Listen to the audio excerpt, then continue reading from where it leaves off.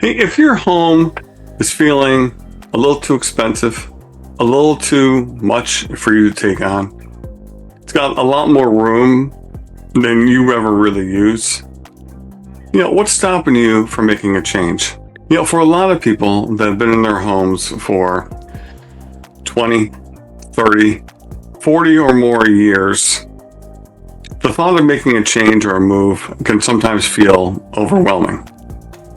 And so yet, you do nothing. We're going to discuss an option that maybe you haven't considered, that we've found a way for you to be able to reduce your expenses, get the space that's ideal for you, and position you for whatever your next move is going to be, and probably be a lot freeing to you. So stay tuned, and we're going to go over this option right now. Most people think of their next move as something that's permanent. And because of that, it weighs on them. I've lived in this house for many years now, and I'm trying to figure out where I'm going to go next. And I just don't know. And a lot of people think that solution has to be some other home of which you're going to spend another 10 or 20 years. So you're trying to also find the right location. Is it going to be near the children, near the grandchildren, in a part of the world that you'd like to explore? You don't know. What kind of floor plan are you looking for? You're probably looking for something a little bit smaller, maybe a little easier. A lot of people look for a first floor plan. And you don't know, you can't find anything. And the idea of all of that just keeps you frozen. If somebody hasn't made the move by the age of 70 into where their next home is going to be, from their primary residence, their family home, they probably won't. They'll probably stay there. Now, because of that, they'll probably stay there, depending upon their health and other circumstances, maybe another 15, maybe even 20 years. So you're already in a home that really doesn't fit you anymore. And you feel overwhelmed about making the change. You don't make a change, and you're going to stay there for a long, long period of time. Of which then I can almost assure you that next move, 15 years from now, that decision will not be made entirely by you. It'll probably be made by a family member, either helping you through some health issue, or, as we all know, at some point in time, we no longer have an existence on this earth, and so now somebody's going to be dealing with a state. So why are you staying in this place for so long when you know there's something maybe better for you? So let's talk about that. What if your next step didn't have to be permanent? What if your next step was a positioning step? What if your next step was renting? You can rent something anywhere you want. You can rent something in a regular apartment complex, or you can rent something that's in a 55 plus rental complex. You can rent wherever you want. And in doing so, you're accomplishing a lot of things. One, you're reducing your expenses.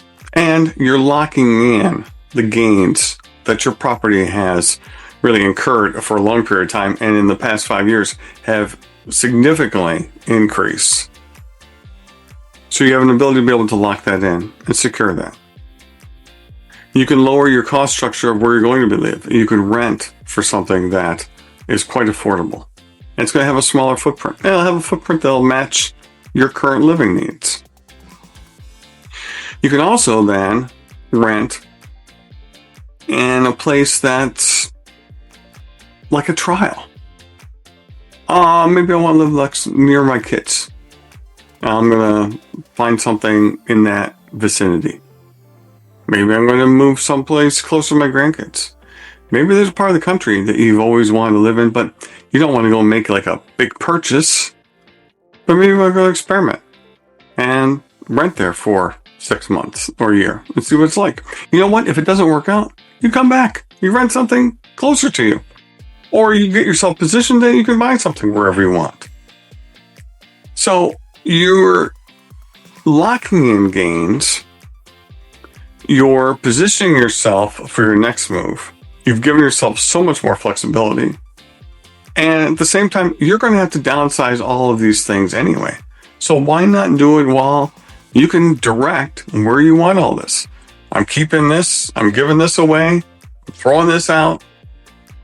You can then get yourself really positioned well to live a much freer and a much easier type of lifestyle with a lot more flexibility and maybe opportunity for you to be able to live these next 10 or 15 years the way you want to live instead of feeling trapped in a home.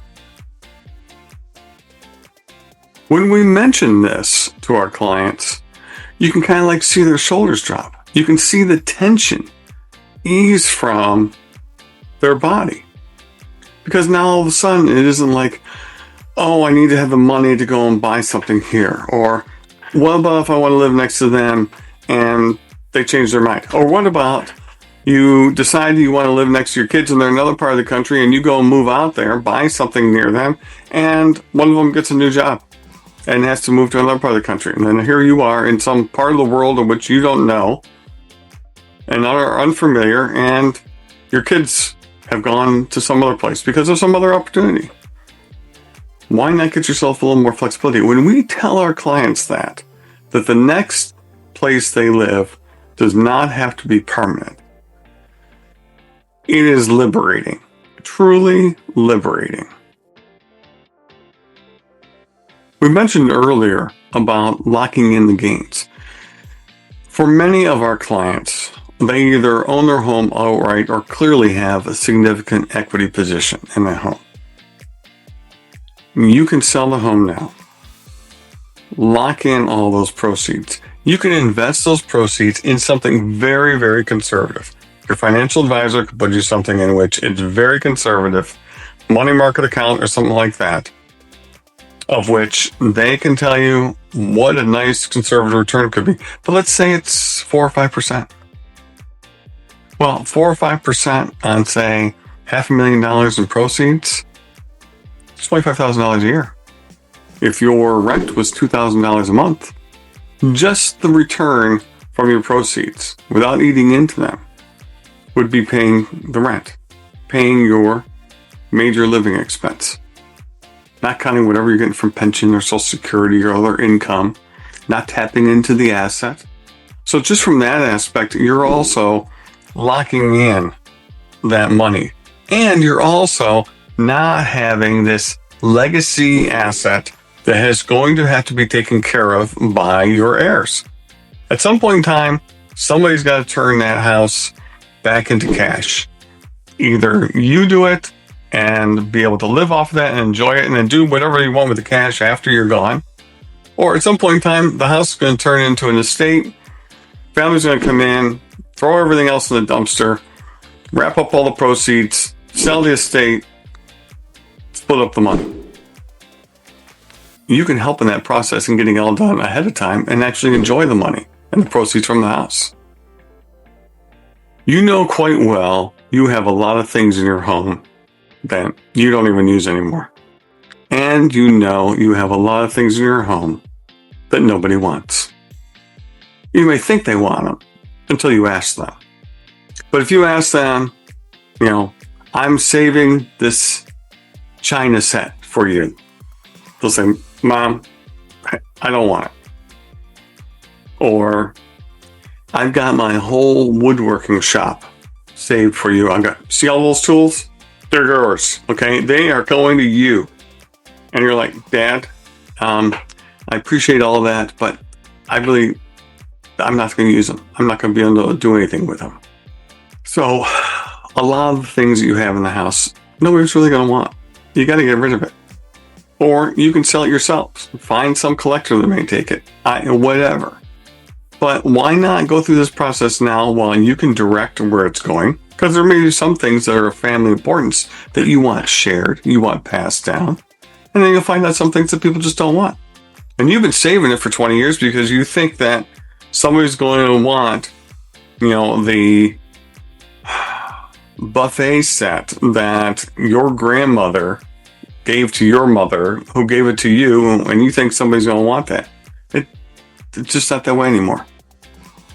So here's an opportunity for you to be able to streamline your life, get rid of all these things, and actually just take over into some other place that you're renting. That's what you need.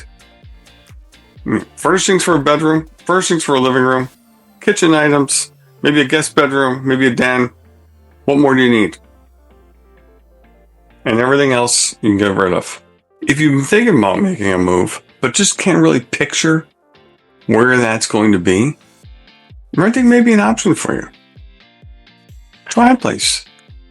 Rent somewhere for 6 months. Rent somewhere for a year.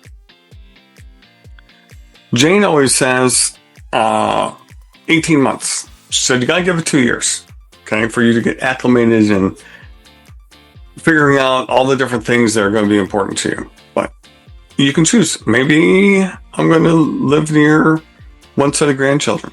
Maybe I'm going to live near another set of grandchildren in another year. I don't know. I don't know what your priorities are. Maybe you've always wanted to live somewhere on the coast, but don't want to buy some expensive condo or some expensive beach house. Why don't you rent something that's nearby or on the coast or whatever, and try it out. See if that's the type of living you think it is. If you don't provide and position yourself with a flexible type solution and continue to think that you have to have something permanent and steady and well-defined, you will take a long time to figure out what that is. It'll be a difficult time to be able to find it. It'll be a difficult time to be able to buy it. And the one thing that is guaranteed is that time will elapse. And you don't know what your health is going to be. You don't know what other situations may occur of which you need to make a different decision. And you no longer have any opportunity. So I encourage you to at least explore this more. Do a little bit more research on your own. Check out our website. We've got some information about this.